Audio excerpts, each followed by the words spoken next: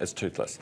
Time now is 9 minutes away from 8. The coalition leaders are dismissing claims the government is in disarray over a UN letter situation.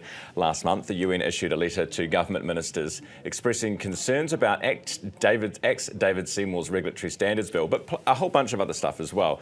Seymour hit back with a scathing letter of his own, which the Herald's Thomas Coglan revealed on Sunday.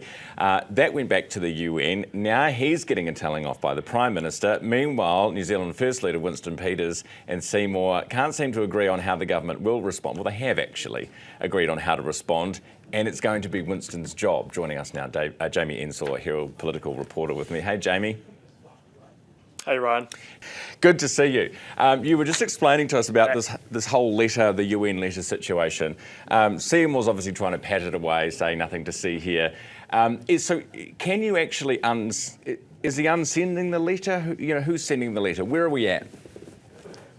Yeah, we don't really know how that whole process is going to play out. It might have to come from Winston. He has to be the one that now communicates with the United Nations. But it'll be really interesting to see the differences potentially between the two letters. David Seymour says that the new letter will have essentially the same messages that he put forward. But I understand there will be at least one significant difference. In David Seymour's letter, he said that the United Nations getting involved was, quote, an affront to New Zealand's sovereignty.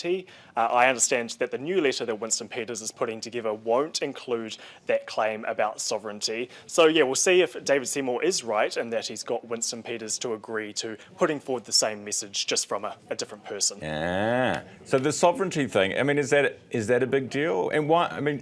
It sort of sounds like something Winston would want to say anyway. Do you think he's just not saying it because David already did? Well, Winston Peters is a bit of a stickler for tradition. He's a stickler for the rules, and New Zealand is a founding member of the United Nations, so we do sign up to these sort of things. We do sign up to have the special rapporteurs, as this expert is called, report on our adherence to different rights and to different things. So, by saying that them getting involved is an affront to New Zealand's sovereignty, that kind of goes against our membership to the United Nations, or at least that's how I believe that some of the officials see it. Yeah, true. Good point. Hey, I guess the overarching thing here, in terms of the voters' eyes, is does this make the coalition look a little bit chaotic? Look, like you've got a couple of brothers fighting, and Dad trying to shush them down. And how does that compare to what we might get from a coalition of the left? And does this sort of undermine the argument that you get this coalition of chaos on the left that no doubt Winston, David and Luxon will be wanting to make at the next election?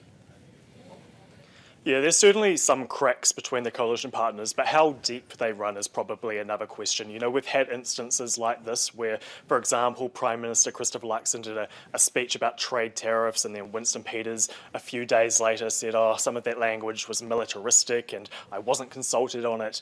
But, they ended up shrugging off that difference and got on with their work. They understand that within an MMP coalition, there is going to be disagreement for time to time, but there's also going to be some, political posturing, some attempt to flex that political muscle. In terms of how it compares to the left, I think it's going to be really interesting with the upcoming Tamaki Makaurau by-election to see how Labour and Te Pāti Māori interact. The relationship between those two parties hasn't been all that harmonious over the past year, and even earlier this week, Kitty Tamahiri, who is the daughter of Te Pāti Māori's president John Tamahiri, she wrote a really strong message on social media laying into Labour for putting up a candidate in the upcoming by-election, saying that Labour was being greedy for trying to go for the seat. So it'll be interesting to see how Labour kind of responds to those types of attacks over the by-election. We always expect a bit of back and forth during an election, but they'll also be very, very aware that they don't want to feed into that sense of chaos, feed into that sense that they can't get along, because they may end up having to be governing partners after a future election. Yeah, good point, Jamie. Thank you very much for that. Jamie Ensor, Herald political reporter at Parliament. I'm really enjoying your coverage from Parliament at the moment, Jamie. Thank you.